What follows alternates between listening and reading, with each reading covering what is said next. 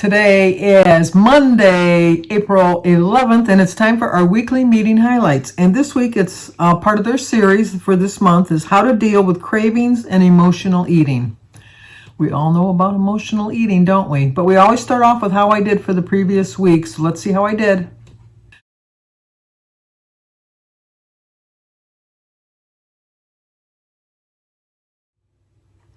I stayed the same.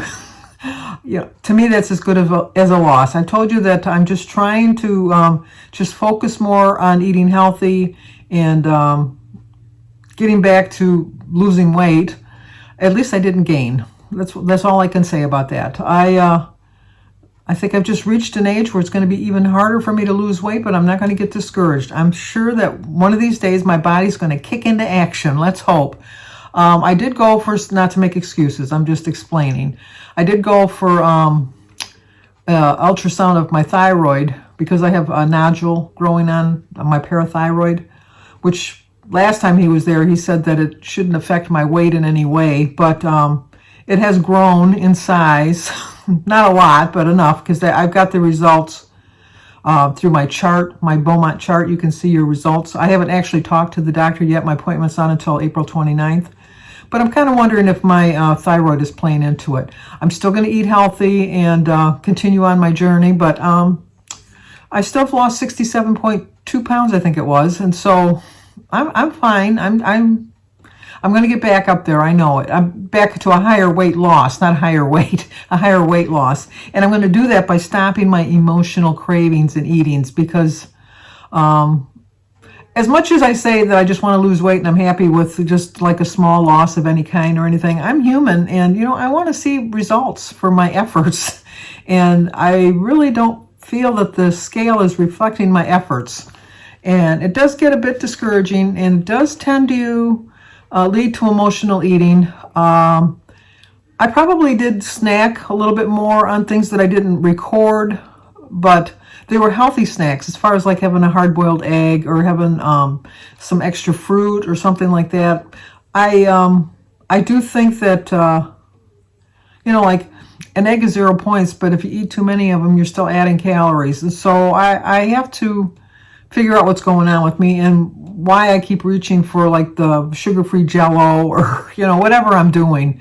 Why I'm doing it at any particular time of the day. Am I doing it out of boredom or am I doing it just because I'm emotionally eating because I'm upset about something? Although I don't think I've been upset about anything, but who's to know? But let's see what they're talking about today. It says here, are you totally, when it said to figure out why I'm totally exhausted, so I need food. That's like they're saying I'm totally, and then you're supposed to put the emotion in. And the reason that you need something is what do you need to counteract that emotion? I will have to tell you that this past month, I'm totally bored. I am bored beyond belief. I just started back reading again. That didn't sound right even as I said it, I knew it didn't sound right. But anyway, I just started back reading again to kind of counteract the boredom. I watching entirely too much TV. I'm sitting entirely too much. And I'm just used to always being on the go. And I just seem like I'm just sitting around more than I have been in the past. And I think that that's tending to cause me to be bored. And so what do you do when you're bored? You eat. And like I said, I've not been eating fattening foods, but I think I've been overdoing it on the grapes and the berries and the apples and the bananas and the eggs and the Jell-O, all of that stuff. I think I am a little bit overeating that stuff. So it says to try this. Get comfy and close your eyes and focus on your breathing. I have reached the age where I have mastered that chair, that I can close my eyes and then like a half hour later realize I fell asleep. I always looked at my Aunt Merle, who would fall asleep in a chair, and I'm thinking, how could she do that? How could she just fall asleep in a chair?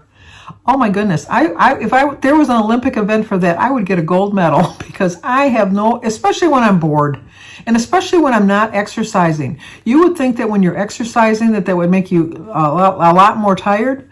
No, for me, when I exercise, it makes me that much more alert because I'm releasing so many great endorphins that's helping me to stay awake, for one thing, not be so bored, and have more of a purpose in my life. Sitting around the house, I just feel like I don't really have a purpose in life. And not that going for a walk is going to make all the difference in the world, but it just kind of frames my day for me. It makes it a little bit more like I'm accomplishing something, because it's not that hard to accomplish turning on the remote to turn the TV on.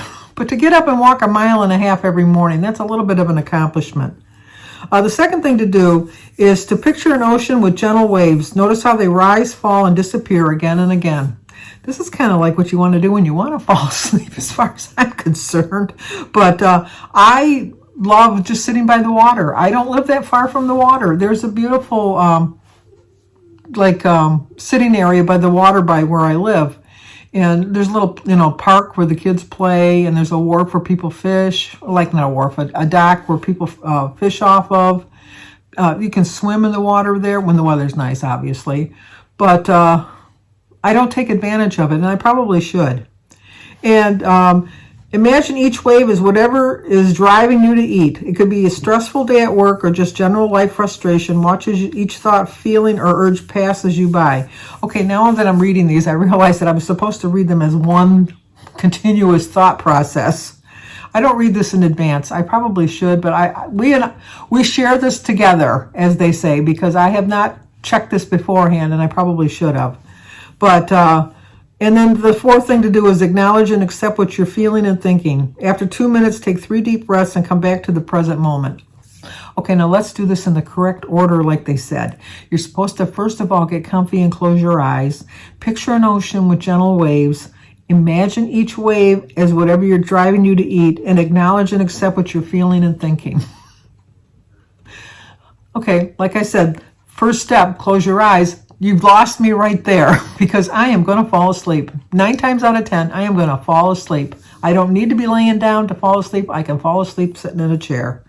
So those things won't work for me. Maybe they'll work for you. Not for me. Let's dive a little deeper. Yes, I think we need to. When craving or strong emotion hits, the voice in your head is telling you to eat, eat, eat. And it can be loud, like all-encompassing, and you can't focus on anything else loud. The good news is it's possible to quiet that voice in a different way. When you feel the urge to use food in response to the emotion you're feeling, pause, acknowledge it, and what might be causing it, and let it go. If only it were that easy. I understand they're giving us guidance. I understand that they're trying to tell us how to work it. But I think that when you have that urge to eat, you do need to feel, why do you have that urge to eat? Is it because you're truly hungry? Is it truly because you're thinking that that's going to alleviate all of your discomfort or pain in your life? Let's face it, food is involved in so many things, whether they're joyous occasions or they're sad occasions. You go to a wedding, you go to a party, you go to a graduation, you go to a barbecue, there's food. You go to a funeral, you go to a wake, you go to any kind of a sad event, there's food. There's always food. When you fall down, your mother gave you a cookie. When you go to the doctors and get a shot, he gave you a sucker. At least they did when I was growing up. Food is always associated with taking away the pain of whatever you were feeling. And it's a very hard feeling to overcome. And it's easy to say, oh, when I'm really sad, I think I'll go in there and have a bowl of grapes. Said no one ever. I'm really sad. I'm going to go in there and have a bowl of ice cream. And if I have the hot fudge to put on top of it and the whipped cream and the nuts, I'm going to do that too. Because you know what? That's going to make me feel better. And truth be told, I would think 9 times out of 10, as you're eating it, it does make you feel better. It really does make you feel better. But in my instance, as soon as I'm done with it, 5 minutes later, I've already regretted that choice, which makes me all that much more angry at myself, which then leads me to want to have something else, because what the heck, you've already blown it, you've already done it, And it also, the additives or something that's in the foods that you ate reawaken cravings inside of you, and you're always trying to get. It's like somebody that, like when they take drugs for the first time and they get that really great high, and it's like the best high they've ever had. I've never done this, so I don't know. I'm just speaking from what I've seen on TV, because I've never done any drugs other than the ones that are prescribed for me. But from what I'm told. From what I'm told. You have that's why the drug dealers always give you the first hit free, because they know that you're going to get such a great feeling from it that you're going to always want to try to recapture that feeling. And so you keep trying and trying and trying. And so to me, to you, or to me at least, it might be that first bowl of ice cream. And that's going to give me such a great feeling. I'm going to feel so much better until I'm feeling so sad that I chose that method to alleviate my sadness, that I'm going to think, well, that didn't work. Why don't I try this? And it just leads for me to binging on other things. So I think that you always have to acknowledge it, but really focus hard on why you're going to choose what you're going to eat before you eat it. Easy to say, I understand, but it's something that we have to learn. It's something I've had to learn over my, 5 years that I've been on this plan, that I at least now recognize why I'm doing it. Before that, when I got up to 304.2 pounds, I never really truly recognized that I was using food as a substitute for my feelings. I still do it. I still use food to substitute for my feelings. But at least now I recognize why I'm doing it. And I'm trying to correct it. And that's the first step to being successful on a weight loss program. Cravings and emotional eatings, two types of external hunger, are completely normal. And unless you're living in a bubble, you're likely to run into something that cues you to eat on any given day. Maybe it's a place, your friend's house, a cocktail after work, or maybe 2 or 3, a habit, TV time, late night snacks, or an emotional distress where carbs only are going to work. We could go on and on and on. And I so agree with that. It's when I meet with friends to go out to eat, I know I can choose from the healthy menu, but my brain is so tuned to choosing my favorite foods on the menu. I am doing better. I have a long way to go, but I am doing better. I have to commend myself on that. But when I go to my daughter's house, I know she's going to have homemade cookies. They're my downfall. But I'm not going to stop going to my daughter's house just because I know that they're a temptation for me. I have gone many times to my daughter's house and not had any cookies. But I have gone many times and had cookies. So it's like a balance that I'm still working at. The key to staying on track is having a way to respond to those triggers. We aren't saying this medication is a permanent fix, but recognizing and accepting what may be driving you to eat can help you take back control and allow the urge to pass on its own. Like I said, for the 5 years that I've been, 5.5 years I've been on this plan, at least now I recognize my triggers. I recognize what foods, if I bring them into the house, even though I put them in the back of the pantry, are going to trigger me. I am so thankful that even though Jim is not on any kind of a weight loss program, the things he likes to snack on are things that I don't like to snack on. So I have no problem bringing those kind of snacks in for him. I know people say that, like I shouldn't be bringing him into the house for him, but he's a grown man. He's 72 years old. He can make his own choices in life. I am not his mother. I am not going to decide for him what he's going to eat and what he's not going to eat. It's a different dynamic from when people are married now from when I got married. When I got married, these were just certain rules that you just kind of followed. They were just kind of accepted. And it's just, I bring the food in. I'm the provider of the food as far as going to the grocery store and buying the food. It's my role in this marriage. It's not my role to be his mother. He has to decide what he wants to do on his own. But like I said, I'm just so grateful that we do not have the same cravings for snacks together, because then I would have a problem, because I wouldn't be bringing them into the house because they would be tempting me and there would be fights galore. There really would be fights galore. I know he's fully capable of going to the store and picking up his own snacks and treats and stuff, but it's just the way it is. It's expected that I'm going to do the laundry.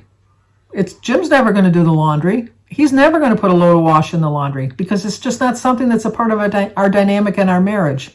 Just the same is true. You will never catch me outside shoveling the snow or cutting the grass or doing the weeding of his section. I mean, I weed my own little garden and stuff, but things are just set. I'm not going to take the garbage out. That's his job.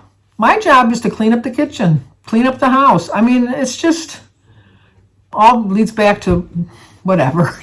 I'm going on a roll there. I didn't mean to do that. I just kind of, it's different. We've been married over 50, it'll be 51 years this year. And we must be doing something right because we've been together for 56 years. And so obviously we're doing something right. And that's all I got. That's the end of that subject. But anyway, this week's recipe is for rosemary roast chicken with potatoes. Okay, you got me at chicken because I love chicken and I do love potatoes. I have never had, believe it or not, I know what they are, but I've never had them, a Yukon Gold potato. I never have. But anyway, it's a cooking spray, Yukon Gold potatoes, olive oil, table salt, black pepper, garlic, rosemary, boneless chicken, and white wine. And this is something I might try. A serving is 4 ounces of chicken and a half a cup of potatoes. And it is on my plan 3 points. I do have a plan for chicken and potato on my menu this week. I think it's for Thursday. I might just try this. But the problem I have is when you make these things. How many chicken breasts am I supposed to? Oh, it's only 8 4-ounce chicken breasts. See, the problem I have is trying to cut this down to like a one person portion size. But I'm sure I can do it. I'll figure it out. So, but it does look pretty good. I will leave the recipe and a picture of the potatoes and chicken at the end of the video if you want to try it. Like I said, I stayed the same. I'm really happy with that. Let me back up. I'm satisfied with that. I shouldn't say I'm very happy with that. I'm satisfied with that, but I would like to do better. I really would like to do better. And I'm hoping that when I go to the doctors and we figure out something, what's going on with my body, because I really have been following the plan for the last 2 or 3 weeks, and I've lost in the last 3 weeks 1.7. Now, granted, I'm 71. I understand that, but we all know I can put on 5 pounds in a week. So why does it take me so long to lose weight? It's because I'm old. But anyway, I lost my breath there for a minute. Did you hear me? I went, anyway, if you're new to my channel, please subscribe, leave a comment. That kind of threw me off there for a minute. I'm fine though, really, I'm fine. It's just like choking on my own spit. If you're new to my channel, please subscribe, leave a comment, hit the like button, share if you think somebody might like to see it. As always, stay safe, and hopefully I see you on my daily vlog, but if not, I will see you back here next week.